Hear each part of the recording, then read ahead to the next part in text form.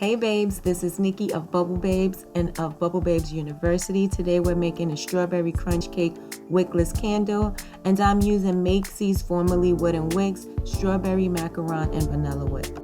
You already know the vibes. Like, comment, and subscribe, and share this video. Without further ado, let's get into this video.